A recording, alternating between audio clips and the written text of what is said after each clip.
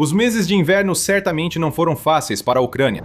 Bombardeios russos à infraestrutura de energia deixaram grande parte do país sem eletricidade, aquecimento e esgoto por semanas durante um inverno rigoroso. Mas a Ucrânia sobreviveu e começou 2026 com tudo. Ou, mais precisamente, a infraestrutura crítica no interior da Rússia foi destruída em ritmo crescente por ataques ucranianos de longo alcance cada vez mais intensos. O motivo? Drones e mísseis aprimorados, sistemas de controle com IA e novas táticas de enxame que a Rússia está tendo dificuldade em conter. Então, vamos dar uma olhada em como as táticas geniais de enxame da Ucrânia estão causando caos no interior da Rússia. Com o gelo derretendo e os primeiros brotos da primavera surgindo, a Ucrânia intensificou ataques de mísseis e drones de longo alcance contra a energia, instalações militares e infraestrutura crítica da Rússia. No final de 2025, o Ministério da Defesa da Rússia estava relatando a derrubada de 50 a 150 drones e mísseis ucranianos por dia. Em meados de março de 2026, esse número havia aumentado para várias centenas por dia. O Ministério da Defesa da Ucrânia costuma divulgar diariamente dados dos ataques russos da noite anterior, informando a quantidade de drones e mísseis lançados e abatidos pelas defesas aéreas ucranianas. Os russos só divulgavam a quantidade que diziam ter abatido. Ataques bem-sucedidos, ou seja, mísseis e drones não relatados como abatidos, não eram informados. Mas há muitas evidências visuais que confirmam que um número crescente de ataques ucranianos está atingindo com sucesso seus alvos, causando danos catastróficos à infraestrutura militar e energética russa nesse processo. A Ucrânia aparentemente aumentou a produção de drones FPV de linha de frente e de ataque de longo alcance. Está clara a produção em série dos novos mísseis GK-6 de cruzeiro pesados Flamingo e dos híbridos de míssil e drone de ataque de longo alcance, como o FP2 e o FP7. Nas linhas de frente, blogueiros militares russos relatam um grande aumento no número de drones ucranianos, tanto drones FPV guiados por GPS quanto guiados por fibra ótica. Eles também relatam que os ucranianos ajustaram as frequências de rádio pelas quais esses drones são controlados, tornando grande parte dos dispositivos russos existentes de guerra eletrônica antidrone, ou EW, ineficazes contra eles. Para piorar para os russos, esses novos drones também tiveram seus alcances ampliados em dezenas de milhas.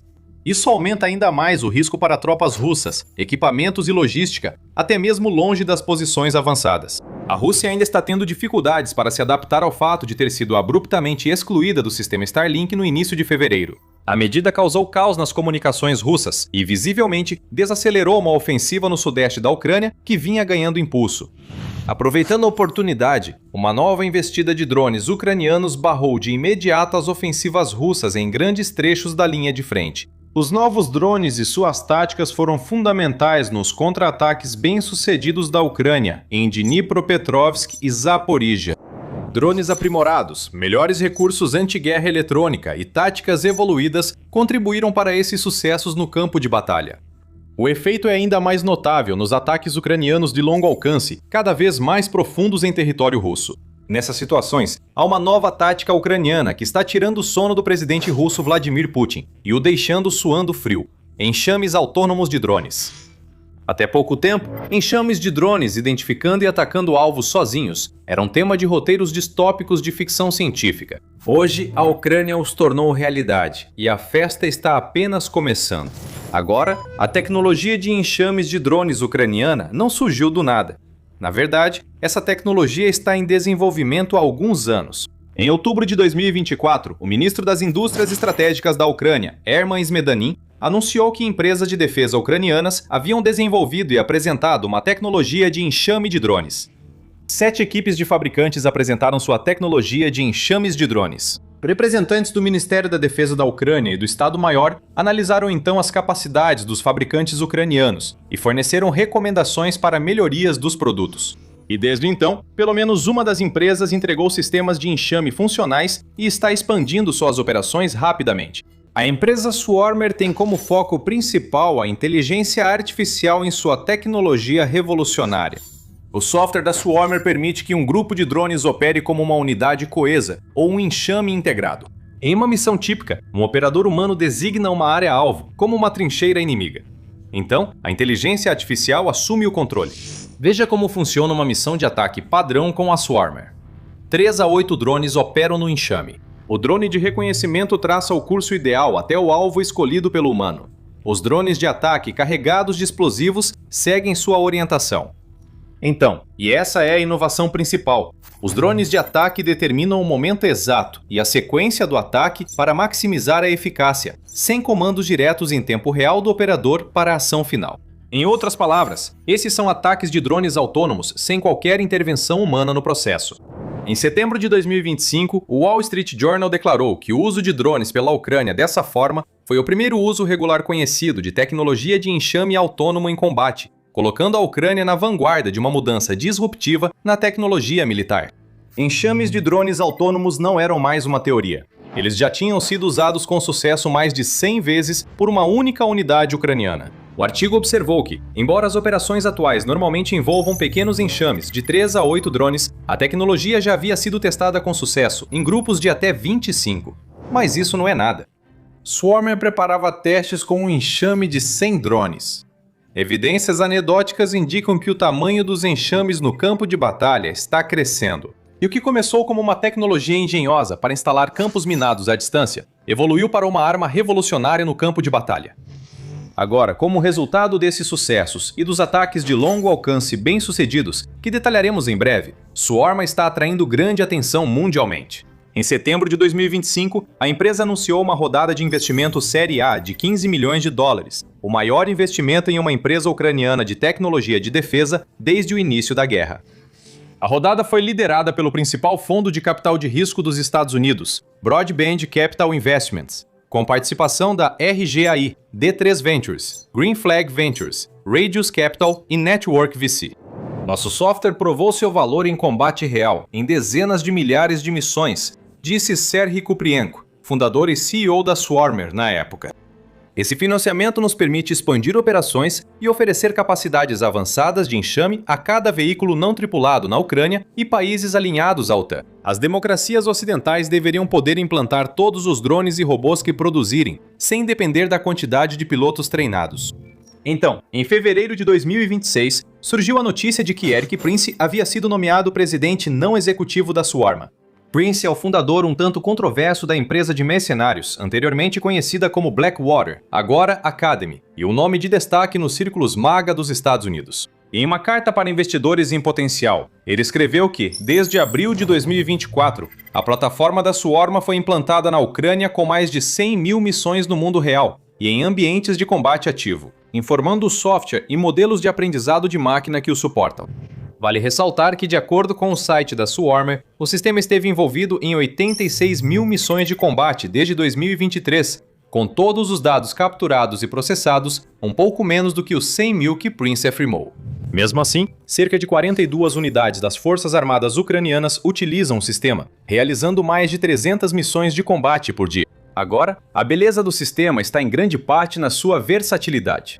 Ele pode ser usado nos incursões de fogo descritos por Swarmer, onde a aproximação ao alvo é autônoma, mas o disparo é feito por um operador humano. Pode ser usado em operações de busca e ataque, com reconhecimento e ataque autônomos, mas exigindo confirmação do operador antes do disparo.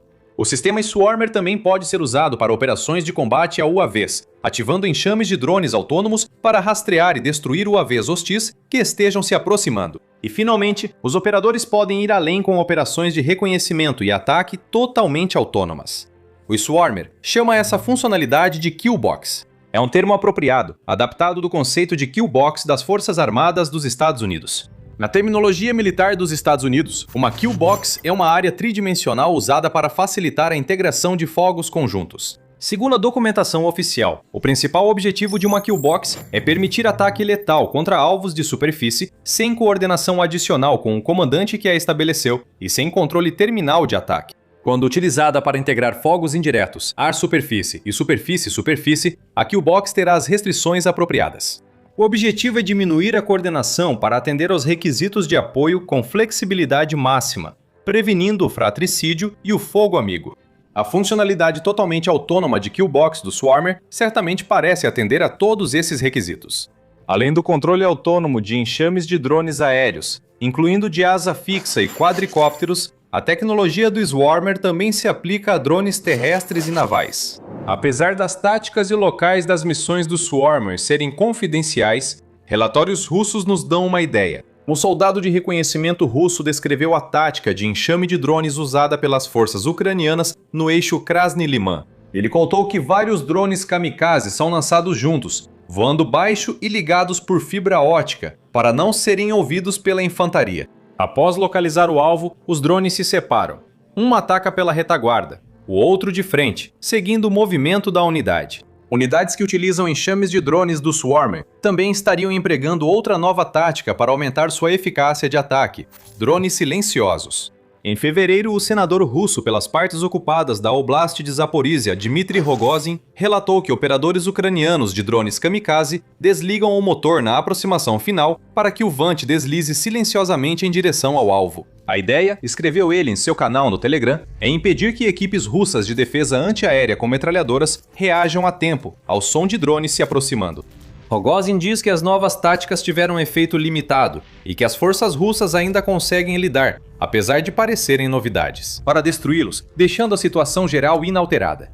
No entanto, evidências de infraestruturas russas em chamas sugerem fortemente o contrário. No The Military Show investigamos a fundo para revelar a verdadeira história por trás das manchetes. Inscreva-se para receber notícias e análises dos campos de batalha na Ucrânia, Oriente Médio e outros locais. A carnificina aumentou desde cerca de 10 de fevereiro, com as novas táticas de drones da Ucrânia. Em 11 de fevereiro, ataque ucraniano incendiou refinaria da Lukoil em Volgogrado. Em 17 de fevereiro, pelo menos 2 reservatórios de petróleo em Krasnodar foram destruídos à noite. Em 22 de fevereiro, uma estação de bombeamento de petróleo em Tartaristão foi demolida à noite. E em 25 de fevereiro, uma fábrica de produtos químicos na cidade de Smolensk foi incendiada. Imagens de satélite mostraram depois que ela foi totalmente destruída pelo fogo. Na noite seguinte, drones ucranianos atacaram Tula, importante área de fabricação de armas da Rússia, mirando as defesas aéreas. A região foi novamente atacada em 1º de março, durante um dos ataques ucranianos mais amplos e eficazes até o momento. Desde janeiro, a maior parte dos ataques de drones ucranianos contra alvos russos tem se concentrado no sudoeste da Rússia e na Crimeia. Ataques aéreos menores avançaram mais para o oeste da Rússia e às vezes atingiram alvos distantes nos Montes Urais e Mar Cáspio. Os ataques de 1º de março também repetiram esse padrão conhecido. As operações aéreas ucranianas à noite focaram na Crimeia e na costa russa do Mar Negro. Ao mesmo tempo, um ataque secundário foi lançado em Tula, a cerca de 350 quilômetros de distância. De acordo com fontes militares ucranianas, drones de ataque atingiram e desativaram um sistema de radar russo 92N6A próximo à vila de Sinova e Agora. O radar é essencial para o sistema de defesa aérea S-400 da Rússia, permitindo rastrear e alvejar drones e mísseis ucranianos que se aproximam. E havia outros alvos de alto valor no radar. Drones ucranianos atacaram e incendiaram uma refinaria de petróleo, além de atingirem instalações de defesa aérea no porto russo de Novorossiysk, no Mar Negro. Este é o porto para o qual a frota russa do Mar Negro foi forçada a fugir depois de ser bombardeada pela Ucrânia em sua antiga base na Crimeia em 2022 e 2023. O maior número de explosões ocorreu próximo ao terminal de petróleo Cheskariz, um dos principais centros de transbordo de derivados de alta capacidade da Rússia. Pelo menos 11 aeronaves kamikaze atacaram diretamente o terminal, com imagens de explosões alaranjadas e 3 grandes incêndios aparecendo online após o ataque. O terminal Cheskariz reabriu há poucos meses, após ficar fechado para reparos por um ataque ucraniano em novembro. Mas esse não foi o único alvo na região atingido por drones ucranianos naquela noite. Em Novorossiysk, também foram atingidos navios de guerra, petroleiros, instalações de carregamento de petróleo e de defesa aérea. Veniamin Kondratiev, governador do distrito administrativo de Krasnodar Krai, na Rússia, disse à mídia local na manhã seguinte que o ataque maciço ucraniano foi o ataque mais poderoso a atingir Novorossiysk até agora. Ele declarou estado de emergência e autoridades russas disseram depois que 5 pessoas ficaram feridas por destroços. Além disso, 20 edifícios ao redor da cidade foram danificados, incluindo 17 edifícios residenciais e uma creche. Autoridades russas raramente admitem danos de ataques ucranianos, indicando que mais projéteis estão ultrapassando as defesas aéreas. Isso se deve, em parte, a outra nova tática ucraniana: neutralizar defesas aéreas para abrir brechas na cobertura antes dos ataques principais. Em 25 de fevereiro, pouco antes dos ataques à Crimeia, Smolensk e Tula, as Forças de Operações Especiais da Ucrânia, ou SSO, publicaram imagens e vídeos de seu ataque. Drones atingindo um lançador de mísseis interceptadores S-400 Triumph russo, um radar multifuncional de controle de tiro 92N6E associado e um sistema de defesa aérea de curto alcance Pantsir S-1. A maioria dessas imagens foi encontrada em uma vila perto de Simferópol, a segunda maior cidade da Crimeia. 2 dias depois, as Forças de Sistemas Não Tripulados da Ucrânia, o SF, divulgaram um comunicado e um vídeo de seus drones, localizando e atingindo outro sistema de defesa aérea Pantsir S-1 no território de uma fábrica de aço abandonada na cidade de Mariupol, na oblast ocupada de Donetsk. Os ataques criaram brechas nas defesas aéreas russas, permitindo que drones de ataque passassem despercebidos e facilitando ações futuras. Segundo Krymsky Vita, plataforma de rastreamento de guerra aérea, os ataques multidirecionais em 1º de março usaram uma rota que evitou as defesas aéreas russas. Lançados do sul da Ucrânia, a maioria dos drones percorreu 200 quilômetros sobre o Mar Negro antes de seguir para o leste, contornando a Crimeia e as defesas aéreas russas restantes. O S-400 é o principal sistema de defesa aérea da Rússia, disparando mísseis pesados projetados para atingir e destruir alvos a distâncias de até 400 quilômetros. O sistema Pantsir é equipado com canhões automáticos, mísseis leves, radares ágeis e foi projetado especificamente para localizar e derrubar drones. Sem seus radares, ambos os sistemas ficam praticamente cegos e inúteis para atingir alvos. Na operação de 1º de março, mais defesas aéreas foram atingidas, facilitando novos ataques pelo espaço aéreo liberado. De acordo com o site Ukreinform, uma unidade de radar de um S-300 PMU-2 Favorit, outro sistema de defesa aérea russo muito utilizado, foi atingida por drones ucranianos perto de Novorossiysk, junto com outro sistema Pantsir posicionado para defender o porto da cidade contra drones. Logo, esses ataques deram resultado. No dia 10 de março, as forças ucranianas atingiram a fábrica de defesa Kremenil, na cidade de Briansk, com mísseis Storm Shadow ou Scalp EG. A fábrica, segundo relatos, abastece o conglomerado estatal de defesa da Rússia, o Mazunt, que produz sistemas de defesa aérea. Ela também abastece a estatal Corporação de Mísseis Táticos, que fabrica mísseis de cruzeiro, incluindo os mísseis KH-59, KH-69, KH-101 e KH-55, usados para atacar a Ucrânia. Segundo relatos, ela fabrica componentes para o arsenal nuclear estratégico da Rússia, o que implica risco de resposta nuclear conforme a doutrina russa. O ataque, o sexto à fábrica desde 2022, ocorreu em plena luz do dia, enquanto a fábrica estava cheia de trabalhadores. Grandes incêndios e explosões foram relatados, e autoridades russas disseram que 7 civis morreram e 42 ficaram feridos. Moscou condenou o ataque como um ataque terrorista, disse que visou civis, criticou o Reino Unido e França pelo fornecimento dos mísseis e alegou violação das normas legais internacionais. Na noite seguinte, em 11 de março, um ataque de drone ucraniano atingiu a fábrica química Kuybyshev Azot, em Tuliut, Oblast de Samara, um dos principais produtores de caprolactama e fertilizantes nitrogenados. Na mesma noite, as forças ucranianas também teriam atacado a fábrica química Metrofax, na região de Perm, o que foi recentemente confirmado por Dmitry Makonin, o governador da região. Esses ataques provavelmente voltaram a ser possíveis graças à destruição prévia das defesas aéreas no trajeto até os alvos. No dia 9 de março, as forças ucranianas destruíram vários sistemas de radar em Evpatoria, incluindo os radares Oberona 14 e Nebou. E a história se repetiu só 3 dias depois. Primeiro, as forças ucranianas destruíram as estações de radar Sopka 2 e 48 e Y6K1 Rodliot, perto de Vinorudny ocupada. Mais tarde, naquela noite, com defesas aéreas parcialmente cegas, as forças de operações especiais atacaram a estação de bombeamento de petróleo Tikoletsky, no Krai de Krasnodar, causando grande incêndio em importante centro petrolífero do sul da Rússia e interrompendo a logística de combustível. Agora, não há evidências diretas de que qualquer um desses ataques que discutimos tenha sido realizado usando a tecnologia Swarmer ou outra tecnologia autônoma de enxames de drones. O aumento dos ataques e as evidências do amplo uso de enxames de drones autônomos pela Ucrânia provavelmente não são coincidência. Por enquanto, novas tecnologias, aliadas a novas táticas e ao aumento no número de drones, estão funcionando para a Ucrânia. Resta saber o quanto de dano eles acabarão causando à máquina de guerra russa. Claro que vamos acompanhar os acontecimentos de perto, então certifique-se de se inscrever no canal para não perder nada. Enquanto isso, a Ucrânia também descobriu uma maneira de roubar todos os drones russos. Confira este vídeo para saber como.